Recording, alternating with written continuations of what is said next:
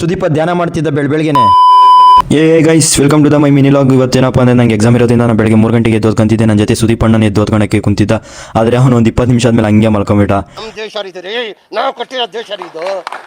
Pass ಆಗಾಗ ಎಷ್ಟು ಬೇಕು ಅಷ್ಟು ಓದ್ಕೊಂಡು ಬೆಳಗ್ಗೆ ಪಂಕಾಗಿ ರೆಡಿಯಾಗಿ ಹೆಂಗೆ ನಾನು ಹೋಗಿದ್ದೆ ಬಸ್ ಸ್ಟಾಪ್ ಹತ್ರ. ಅಲ್ಲಿ ಹೋಗಿ ನೋಡಿದ್ರೆ ಅರ್ಧ ಗಂಟೆ ಕಾಯ್ದೆ, ಒಂದು ಬಸ್ಸು ಬರಲಿಲ್ಲ. ಕೊನೆಗೆ ಒಂದು BMTC ಬಂತು. ಆ BMTC ಹತ್ಕೊಂಡು ನಾನು ಹೊರಟಿದ್ದೆ ಬಸ್ ಸ್ಟಾಪ್ ಹತ್ರ. ಟೈಮ್ ಆಗಿತ್ತಂತ ಅಲ್ಲಿ ಹೋಗಿ ನಿಂತಿರೋ ಯಾವುದೋ ಒಂದು ಬಸ್ಸಿಗೆ ಹೋಗಿ ಕುತ್ಕೊಂಡೆ. ಅಲ್ಲಿ ನೋಡಿದ್ರೆ ಸೀಟ್ ಫುಲ್ಲು, ಕಾಲಿ ಹೊಡಿತಿತ್ತು. ನಾನು ದಿನ ಕುತ್ಕೊಳ್ಳೋ ಪ್ಲೇಸಲ್ಲಿ ಹೋಗಿ ಕುತ್ಕೊಂಡು ಓದಿರೋದನ್ನೆಲ್ಲ ಹಂಗೆ ರಿವೈಸ್ ಮಾಡ್ಕೊಂಡು ನಾನು ಹೋಗಿ ಇಳಿದಿದ್ದೆ ಕಾಲೇಜ್ ಹತ್ರ. ಈ ರೋಡ್ ದಾಟೋದೇ ನನಗೆ ದೊಡ್ಡ ಪ್ರಾಬ್ಲಮ್ ಆಗುತ್ತೆ.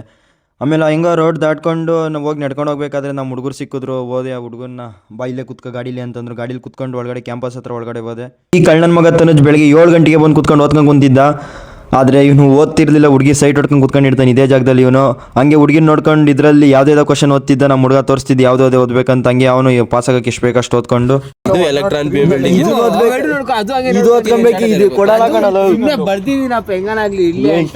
ಇಂಥ ಪುಂಗಿ ಗಿರಾಕಿಗಳನ್ನ ಅದೆಷ್ಟು ನೋಡ್ಬಿಟ್ಟಿದ್ದೀನೋ ನಾನು. ನಂಗೆ ಹೆಂಗೋ ಪಾಸ್ ಆಗ್ತೀನಿ ಅಂತ ಕಾನ್ಫಿಡೆನ್ಸ್ ಇತ್ತು. ಹಂಗೆ ಇಲ್ಲಿ ಮಿರರಲ್ಲಿ ಬಂದು ಮಿರರಲ್ಲೇ ನಾನು ನೋಡ್ಕೊತಾ ಇದ್ದೆ. ಏನ್ ಸ್ಮಾರ್ಟ್ ಆಗಿದೆಯಲ್ಲ.